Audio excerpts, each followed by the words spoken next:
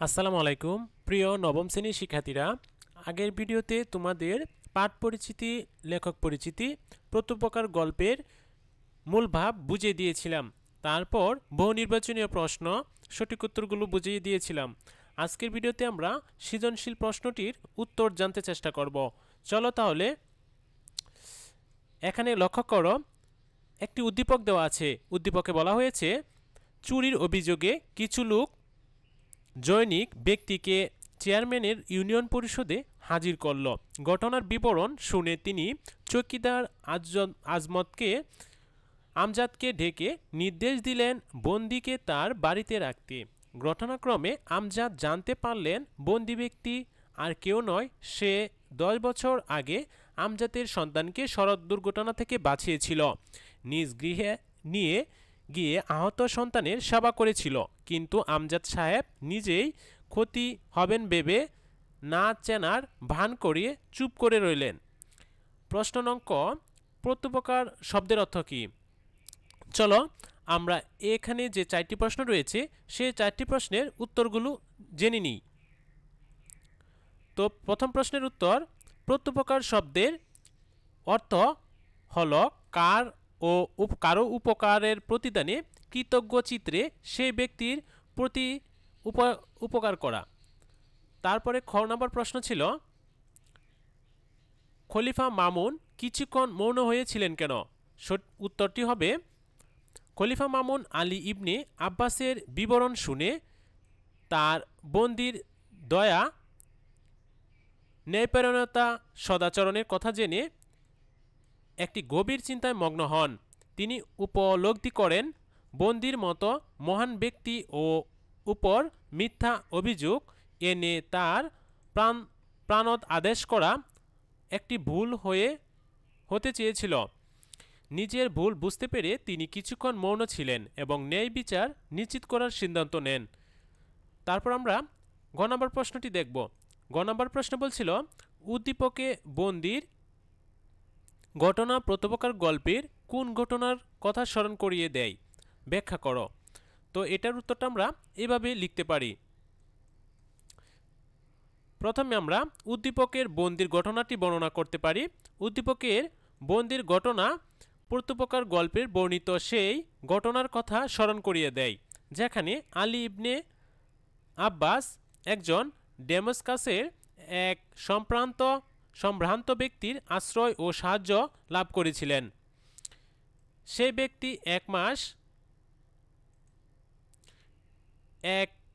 মাস ধরে তাকে নিজের বাড়িতে লুকিয়ে রাখেন, নিরাপত্তা প্রদান করেন এবং অর্থসহ যাবতীয় প্রয়োজনীয় জিনিস মিটিয়ে তার নিরাপদ প্রত্যান নিশ্চিত করেন।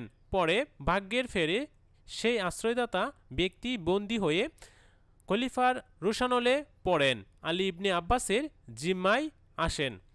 উদ্দীপকে বর্ণিত বন্দী ব্যক্তি একজন আমজাদের সন্তানকে একদিন দুর্ঘটনার হাত থেকে বাঁচিয়ে সেবা করেছিলেন, কিন্তু বর্তমানে পরিস্থিতির আমজাদ নিজের স্বার্থ ও ক্ষতির আশঙ্কায় সেই ঘটনা এড়িয়ে যান।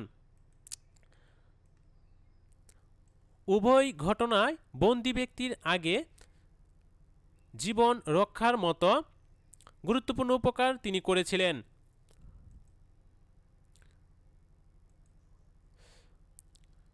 প্রত্যুপকার গল্পে আশ্রয়দাতা প্রাণ রক্ষা করেন এবং উদ্দীপকে বন্দী ব্যক্তির দুর্ঘটনা আহত শিশুর জীবন বাঁচান। এই দুইটি ঘটনার মাধ্যমে কৃতজ্ঞতার মূল্য ও মানসিকতার বৈপরীত ফুটে উঠেছে।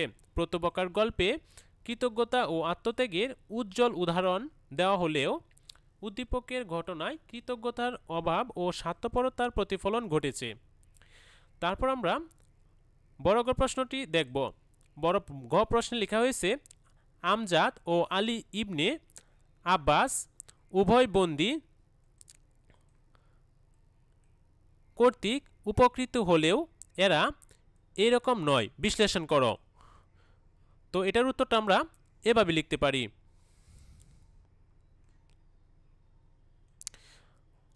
আমজাদ ও আলী ইবনে আব্বাস উভয়ই বন্দী কর্তৃক উপকৃত ছিলেন, উপকৃত হলেও এরা এক রকম নয়। মন্তব্যটি যথার্থ। আমজাদ ও আলী ইবনে আব্বাস উভয়ের বন্দি কর্তৃক অতীতে উপকৃত হয়েছেন, তবে তাদের প্রতিক্রিয়া ও মান মানসিকতার মধ্যে সুস্পষ্ট পার্থক্য রয়েছে। আলী ইবনে আব্বাস ডেমোক্রাসের সেই আশ্রয়দাতা দ্বারা প্রাণ রক্ষা পেয়েছিলেন। তিনি সেই সাহায্যের প্রতি গভীর কৃতজ্ঞতা ছিলেন এবং যখন তিনি জানতে পারলেন যে তার সেই আশ্রয়দাতা খলিফার রোশানলে বন্দী হয়েছেন, তখন নিজের জীবন ও অবস্থান বিপন্ন হওয়ার ঝুঁকি নিয়ে তাকে মুক্ত করার জন্য আপ্রাণ চেষ্টা করেন। এটি তার কৃতজ্ঞতা ও মানসিকতার পরিচয়। অপরদিকে আমজাদ জানতেন যে বন্দী ব্যক্তি তার সন্তানের জীবন রক্ষা করেছিলেন, যা অত্যন্ত বড় উপকার, কিন্তু তিনি স্বার্থপর ও সংকীর্ণ মানসিকতার পরিচয় দিয়ে সেই উপকারের কথা এড়িয়ে যান। তিনি নিজের সম্ভাব্য ক্ষতির ভয়েই কৃতজ্ঞতা প্রকাশ করতে ব্যর্থ হন।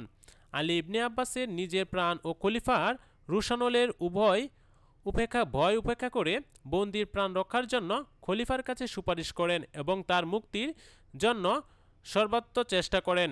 এটি তার আত্মত্যাগ ও সাহসিকতার উদাহরণ। বিপরীতে আমজাদ নিজেকে বিপদ মুক্ত রাখার জন্য বন্দির উপকারের কথা চেপে যান এবং সাহায্য করতে কোনো উদ্যোগ নেননি। এটি তার আত্মকেন্দ্রিকতা ও সাহসের অভাবকে তুলে ধরে।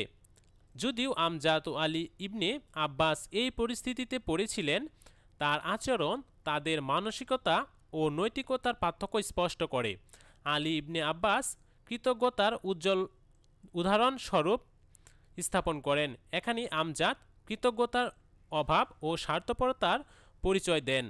এই বৈপরীত্য আমাদের মনে করিয়ে দেয় যে প্রকৃত কৃতজ্ঞতা কেবল অনুভূতির বিষয় নয়, বরং তা কার্যকর আচরণ ও দায়িত্ববোধের প্রকাশ পায়। প্রিয় শিক্ষার্থীরা, আজকের ভিডিওতে তোমাদের প্রত্যুপকার গল্পের সৃজনশীল প্রশ্নটি বুঝিয়ে দিতে চেষ্টা করেছি। পরবর্তী ভিডিওতে আমরা ফুলের বিবাহ এই গল্পটি নিয়ে আলোচনা করব। পরবর্তী ভিডিও দেখার আমন্ত্রণ জানিয়ে আজকের ভিডিওটি এখানে শেষ করতে যাচ্ছি। সবাই ভালো থাকো, সুস্থ থাকো, আল্লাহ হাফেজ।